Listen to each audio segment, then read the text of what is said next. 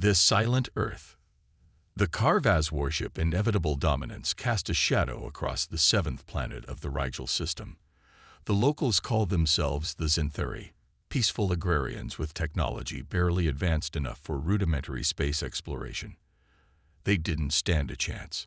Send the ultimatum, Commander Thrax ordered, his obsidian exoskeleton gleaming under the command deck's lights. 6 eyes blinked in sequence, a sign of satisfaction among his kind.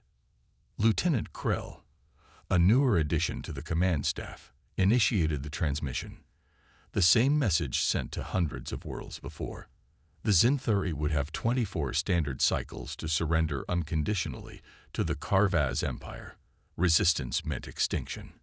Another world for the glory of the Empire, Thrax rumbled. In 3 centuries of expansion, the Carvaz had conquered over 200 civilizations. Their biomechanical technology, honed through generations of warfare, made them unstoppable. Commander, Krell's voice wavered, unusual for the disciplined officer. High Command has transmitted new orders. We are to abandon the Zintheri operation and proceed immediately to coordinates in an unexplored sector. Thrax's mandibles clicked in irritation. Abandon. The Zintheri mining resources are already cataloged for extraction. The orders come directly from Grand Imperator Zovk. 3 days later, the Inevitable Dominance joined a gathering fleet near the edge of what humans once called the Orion Arm. 12 capital ships and 30 support vessels, the largest battle group assembled in 50 years. Admiral Dreng, the Empire's most decorated commander, addressed the gathered officers from his flagship. His carapace, scared from countless battles, commanded immediate silence when he appeared on the view screen. The Empire faces an anomaly. Dreng began. 70 years ago, our long-range scouts discovered a promising world with an advancing civilization. Standard protocol was followed. A beacon was deployed with our ultimatum. But when our conquest fleet arrived, they found something unprecedented. The view screen shifted to show a blue-green planet. This is Earth, home to a species called humans. When our fleet arrived to accept their surrender, they found cities standing empty.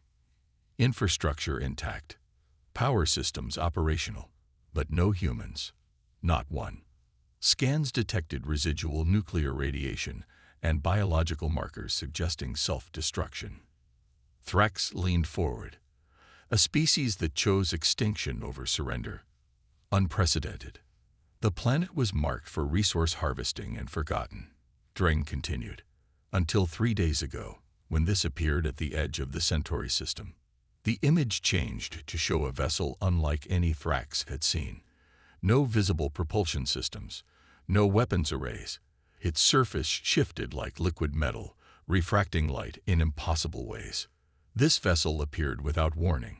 No warp signature, no conventional engine emissions. It transmitted a message using our military encryption codes that haven't been used in 70 years. Dreng's voice lowered. The message was simple. The humans are coming to answer in person. Murmurs spread through the command deck. Thrax felt an unfamiliar sensation along his spine, something ancient genetic memory identified as fear. Our mission is to intercept and neutralize this potential threat, Dreng concluded. Perhaps these are survivors who fled Earth before our arrival. Perhaps something else entirely. But the Empire will not tolerate mysteries or threats. The fleet moved with precision toward the Sol system, Earth's home. Long-range scanners monitored for anomalies. Weapon systems remained at maximum readiness. But nothing appeared. For 3 days, they waited in formation beyond the orbit of what humans had called Neptune. Then, without warning, every system on every ship simultaneously received the same message. We've been expecting you. Thank you for your patience. Before anyone could react, a pinpoint of light appeared before the fleet. It expanded, not like a ship emerging from warp, but like reality itself unfolding. The same vessel from the Centauri system hovered before them, now joined by 3 others of similar design. Open fire, Admiral Dreng commanded. Energy weapons and fusion torpedoes launched from every ship in the fleet, enough firepower to shatter a small moon. The weapons passed through the vessels as if they were holograms. Scans show no physical matter at those coordinates. Thrax's sensor officer reported, mandibles trembling. But energy readings are off the scale. A new transmission reached them. May we come aboard to talk? We've waited 70 years for this conversation. Admiral Drang, against the protests of his security staff, agreed to meet the visitors on his flagship. Thrax, as one of the senior commanders, was among those present when they arrived, not by shuttle or teleportation, but by simply appearing in the designated conference chamber. They looked almost human in basic shape, bipedal with recognizable features, but their bodies seemed composed of swirling metallic particles that constantly shifted, like sand reforming itself with purpose. Where eyes should be, pools of blue energy pulsed. "Thank you for receiving us," the foremost figure said. Its voice sounded directly in Thrax's mind, rather than through air vibrations. "I am Emissary Ilara, speaking for the human collective." Admiral Drang's exoskeleton flushed dark with aggression. "What are you?" The humans destroyed themselves rather than submit to the Empire. "A necessary deception," Ilara replied. "When your beacon arrived 70 years ago, humanity stood at a crossroads. Our civilization was already transitioning beyond biological limitations. Your ultimatum merely accelerated our plans." Transitioning. Thrax couldn't stop himself from asking. The emissary turned toward him, and Thrax felt the entity scanning his thoughts. "Commander Thrax of the inevitable dominance." "Yes, transitioning. What your sensors detected as nuclear destruction was actually the final phase of Project Ascension, the voluntary release of humanity from biological form." Images appeared in Thrax's mind. Humans willingly connecting to massive machines, their consciousness transferring to energy matrices, their physical bodies deemed obsolete, the methodical dismantling of physical infrastructure. "We became energy, information, consciousness without the limitations of flesh," Ilara continued. "We could have engaged with your empire then, but we chose to watch and learn instead. For 70 years, we've observed your conquests, studied your civilization, and prepared for this meeting." Admiral Drang's voice was ice. "If you've observed us, then you know the power of the Empire. Whatever you've become, you are still one species against our might." For the first time, the emissary displayed something like emotion, a ripple of amusement through its fluid form. "Admiral, you misunderstand our purpose. We haven't revealed ourselves to fight you. We've come with an invitation." "An invitation to what?" Drang demanded. "To evolve." The word hung in the air like a physical thing. "Humanity hasn't been idle these 70 years, Ilara continued. "We've explored regions of space your ships could never reach. We've studied sciences your brightest minds haven't conceived. We've discovered that consciousness itself is the fundamental force of the universe, not something produced by matter, but the very thing that gives rise to it." Another of the human representatives stepped forward, its form shifting to display what appeared to be a galaxy-wide network of energy patterns. "This is what existence looks like to us now," the second emissary said. "Every star, every planet, every thinking being connected in ways physical senses cannot perceive. The Carvaz Empire appears to us as a dark distortion in this beautiful tapestry, expanding, consuming, destroying potential." Admiral Drang stood rigid. "You speak of evolution, but I hear only threats. The Empire does not surrender." "We're not asking for surrender," Ilara said gently. "We're offering transcendence." Thrax felt something brush against his consciousness, a glimpse of existence without limitations, of understanding beyond language, of connection to everything. It lasted only a moment before receding, leaving him shaken. "Impossible," he whispered. "We thought so too, once," Ilara replied. "Now we know better. Your empire conquers because you believe resources are finite, that power must be taken, that advancement comes through domination. We've discovered these are the delusions of biological existence." Admiral Drang regained his composure. The Grand Imperator will never accept this philosophy. The Empire has thrived for millennia on strength. We know, Ilara acknowledged. That's why we've already spoken to him. The words struck like physical blows. Already spoken. When? How? While we've been talking, the emissary explained, seeming to hear their thoughts. Other aspects of our collective have been addressing your leadership directly. Similar conversations are happening simultaneously on every major world in your empire. Drang's communication device chimed with an incoming priority message. His upper limbs trembled slightly as he read it. The Grand Imperator has ordered all forces to stand down, he announced, his voice hollow with disbelief. A delegation of humans is addressing the Imperial Council. Thrax felt the foundations of his reality crumbling. In all of recorded history, the Empire had never stood down. What happens now? He found himself asking. Ilara's form shifted, becoming more defined, almost smiling. Now, Commander Thrax, your civilization faces its greatest challenge. Not conquest, but choice. Will you continue as you are, bound by biological imperatives and the limitations of physical form? Or will you join us in what comes next? Outside the viewport, the stars seemed suddenly brighter, as if Thrax was seeing them clearly for the first time. The galaxy has lived in fear of the Carvaz for too long, Ilara said. We've come to change that, not by destroying you, but by helping you become more than conquerors. The human representatives began to fade from view, their forms dissolving into points of light. We'll return tomorrow for your answer. Ilara's voice echoed in their minds as the lights vanished. Choose wisely. In their wake, they left silence and the terrifying prospect of something the Empire had never before contemplated. Freedom from itself. The evolution of HFY, Grand Imperator Zovik's inner sanctum, had never been so crowded.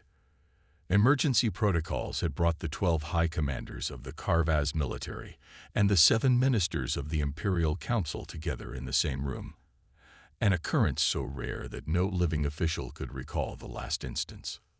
Zovik himself remained unnaturally still on his elevated throne, chitinous armor gleaming under the harsh lights. Only the rhythmic clicking of his secondary mandibles betrayed his agitation. The human emissaries have departed, announced Minister Vex, head of Imperial Intelligence. But they've left something in orbit around every major world in the Empire. The holographic display at the center of the chamber showed identical vessels hovering above 17 different planets, silent, impenetrable sentinels. Can we destroy them? High Commander Grell demanded. We've tried, Admiral Drang replied, newly returned from the Sol encounter. Energy weapons pass through them. Physical projectiles are diverted. They appear to exist partially outside normal spacetime. Minister Ther, oldest among those present, leaned forward on her walking staff. In all our history, we have faced technological challenges, but never anything like this. These humans have evolved beyond our comprehension. Evolution is a biological process, countered Minister Krex of Science. What these creatures describe is impossible. Consciousness cannot exist without a biological or mechanical substrate. Yet here we are. Imperator Zovik spoke finally, his deep voice silencing all others, faced with evidence that contradicts our understanding of reality. Thrax, standing at attention among the junior commanders, studied the Imperator's body language. 3 centuries as absolute ruler of the Empire had not prepared Zovik for this moment. No conquest algorithm could calculate a response to an enemy that refused to fight yet could not be defeated. What exactly did they offer? Zovik asked Drang directly. The Admiral's upper limbs formed the gesture of uncertainty. They spoke of transcendence, Imperator, a path beyond biological existence. They claim to have discovered that consciousness is the fundamental force of the universe, not an emergent property of matter. Philosophical nonsense, sneered Krex. Perhaps, Drang acknowledged, but they demonstrated abilities that support their claims. They appeared simultaneously across the Empire. They penetrated our most secure communications without detection. They rendered our weapons useless. Zovik's primary eyes narrowed. And they claim they can offer this transformation to our species. Yes, Imperator. Silence fell as each considered the implications. The Carvaz had expanded through the galaxy on a simple principle: conquer or be conquered. Resources were finite. Security came through strength. Evolution rewarded the dominant.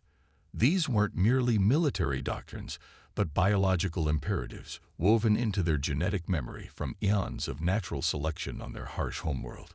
It's a trap, High Commander Grell insisted. They offer transcendence but plan extinction.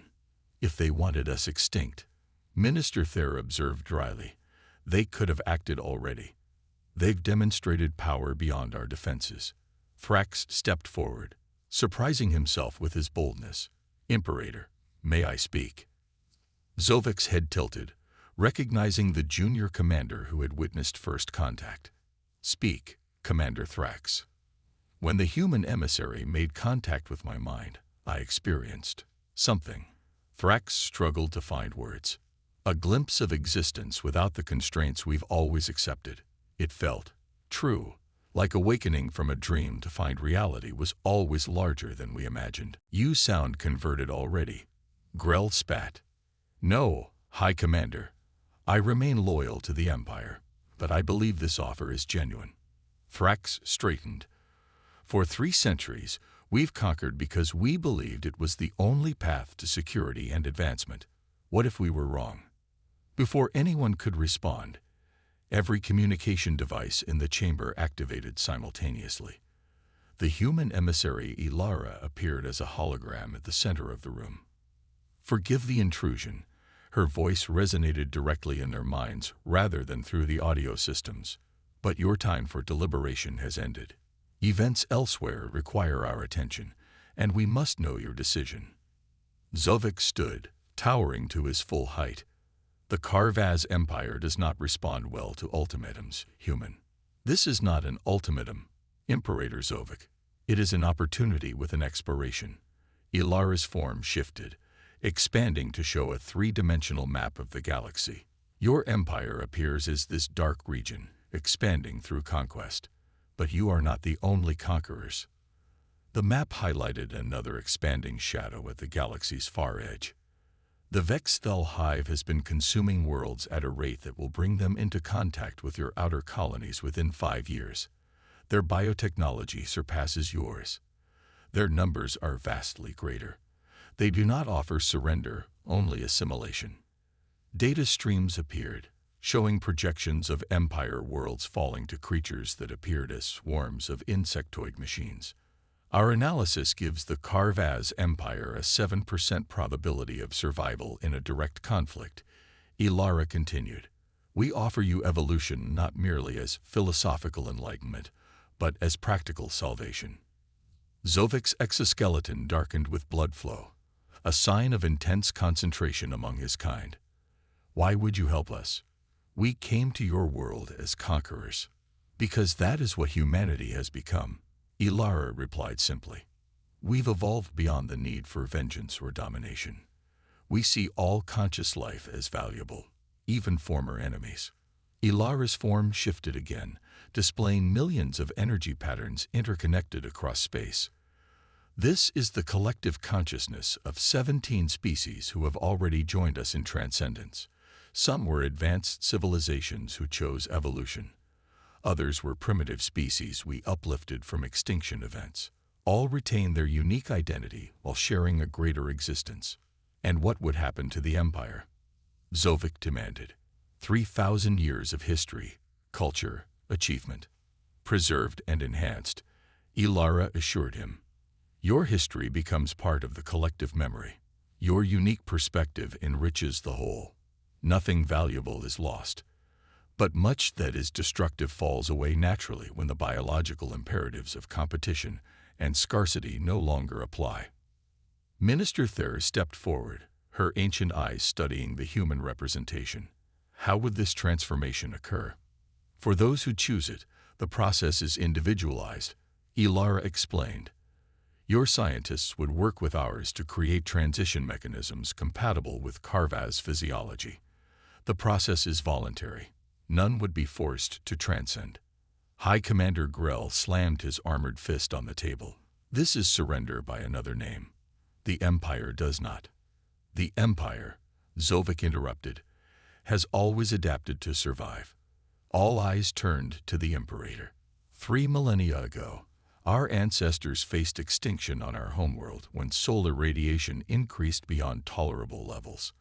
They modified their biology with technology, creating the exoskeletons we now consider natural. 8 centuries ago, we incorporated quantum algorithms into our strategic planning when we encountered species with superior tactics. We have always evolved when necessary.